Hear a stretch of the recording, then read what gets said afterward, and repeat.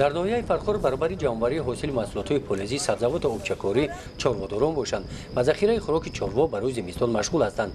در جماعت دیهات گلشن از جان خوجگی دهقانی زرکور طلبات بازار را دیده برای خوراک چاروا در مساحت 10 گیکر زمین 2 سال پیش یونوشقه کوریدند. امسال مراتبه سوم است که حاصل را درو کرده جمع‌آوری نمودند. 61 گیکر زمین داریم. خیلی در زمین کشت کار میکنیم و رشقه کدیمینه، پیوز، گندم، جو، تمام زیرات تربز خیلی نگذاشتیم و خریدیم. نیکوز مدل اساس همه رشقه کی 4-5 روش میکنیم. مثلا از سرزمین میان میبرن برای خوراک چاروا، برای ذخیره خیلی مردم میگیرن. خریداران اساسی خوراک چاروا از این خوجگی زادپروری حصار میباشد. در این خوجگی برای زیاده از 21,000 مال مایده چاروای کلان شاخدار و اسب برای زمستان گذرانی خوراک چاروا ذخیره کرده می شود.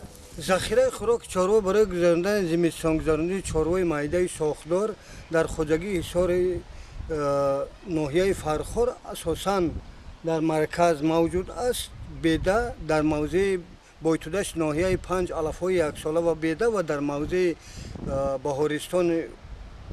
موضع بهارستان کاهی غله‌دانگی.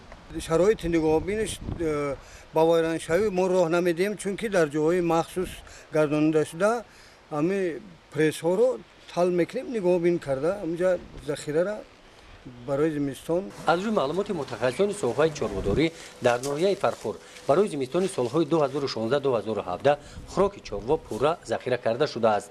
یکی از عامل‌های اساسی سالم فربه برآوردن چاروا از فصل سرما این بازه مستحکم خوراک چاروا میباشد.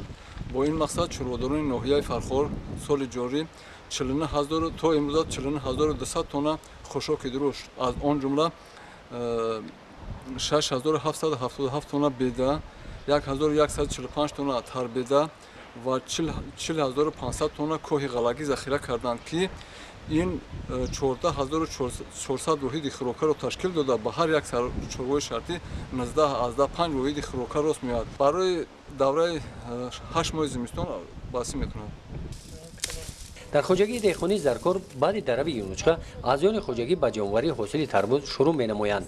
زبانی‌سا دولت و به صفت تربوز دقت داده محصولات پخته رسیده را به بازار روان می‌سازد. در این خوجگی او تنها محنت نمی‌کند، همراهش همه فرزندان به کار صحرا جلب شدند. در زمین اساساً ما اویلوی کار میکنیم. 6 تا بچه دارم. هر سال مسکا میرفتن چه خیلی راهی دور آدم چی میشه.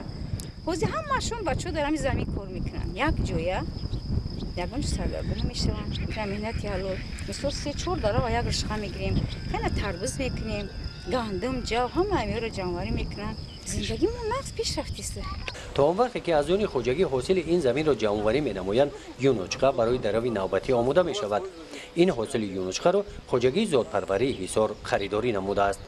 گزارش خواجه نظریف خدای نظر ظهورов از ناحیه فرخور برای برنامه اطلاعاتی نوید.